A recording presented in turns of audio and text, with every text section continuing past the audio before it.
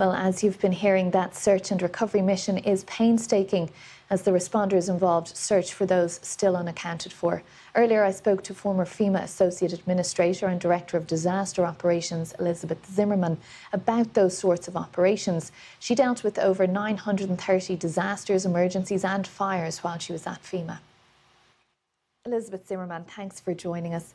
It's just a week on now from when these fires started, and authorities on Maui say they have about 25% of the affected area so far searched and cleared. Still a way to go, obviously. What do you make of how that rescue and recovery effort is going?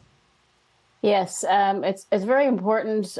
With the fires going on in Maui, there is more than one fire going on. And as they go in, and fires are different than other disasters because they linger, and the area is dangerous. You don't know how deep the fire has gone, and being able to make things safe and secure, as well as being very respectful.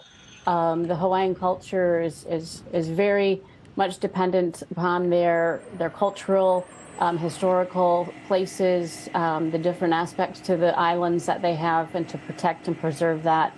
And at the same time, there's over 190 search and rescue workers over there looking for anything that they can find, to be able to make sure any remains, any people that they can find are found. So I think everything is proceeding as it would, given all of the circumstances, and it still being a disaster area. I mean, they're still very much so in those phases of emergency response. And how should they be prioritising that between that significant area that still remains, as you've described there, to search and recover remains, unfortunately, but also in terms of the significant number of the population who have acute needs right now, healthcare and particularly housing? Yes, and as we're very early on, as you said, it's just been a week, making sure that the people are in a safe and secure environment. I know that Maui, the state of Hawaii, along with the Red Cross and many other voluntary agencies are all working together to make sure there's shelter for those individuals, to make sure they have food, water, and have a place, for respite when they need it, and to make sure their basic needs are being met right now. I know that there has been a presidential disaster declaration, and so other federal resources that are being brought into Maui. We have to remember it's an island, so it's not easy to get to like most of the mainland United States. And so making sure that those resources, as you say, are prioritized so that they get those basic needs first, and figure out what the next steps are going to be. We are in just the very immediate aftermath of this, but obviously questions are already being asked as to how the disaster got to the scale that it is. The State Attorney General is carrying out a review of the policies that led up to that, the decision making. We've heard numerous reports of individuals not hearing any sirens sounding on the island. Firefighters, reports from them that there was insufficient water supply to help them combat the fires. What lessons can be learned as you see it from what's happened so far?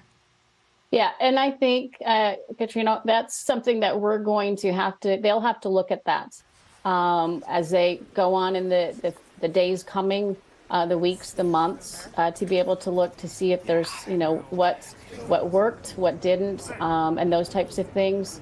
Obviously, I'm not on the ground. I wasn't there when it was all happening. So it is something that they need to look at so that they can, learn lessons from it in moving forward. So for the next time. Now, there are some reports coming from Maui of some local people being concerned about what will happen next, what will happen as part of that rebuilding process, that sacred lands that have been scorched might be primed for development, concerns around what the future holds. How does FEMA approach in general rebuilding situations like this? How does it work with the local community to assuage any fears like those? Yes, that's where it's very important to remember that we always say disasters, they start locally and they're managed locally, and it's always going to come back around to what the locals want. So it's important, and we've seen it with Maui being very active right now in the response, but when it gets into recovery also, it's important to know that it's that community that is going to direct how they want their recovery, their rebuilding, what they want to going forward. In situations like these, though, from your experience in FEMA, is the goal generally to rebuild something as it was, exactly as it was, or is there an option to do things a little differently, and how is that approached? Yes, that's a very good question. Yes, FEMA, I know, likes to rebuild things so that it's able to withstand future disasters. Mitigation is very important. So as they go to rebuild, are there things that they can do that would prevent these damages to happen in the future? We know a lot of what was lost is very old historical buildings, but when they go back to rebuild things and starting from scratch, build things that are not only as much fireproof as possible, but also looking at the ocean and the hurricanes. As we know, Hurricane Dora played a role in this. And so how those things can be brought in and looking to the future so that these types of damages, whatever you can prevent or minimize effects in the future, you'll want to do that. Okay, we'll leave it there for the moment. Elizabeth Zimmerman, thank you for joining us. Thank you.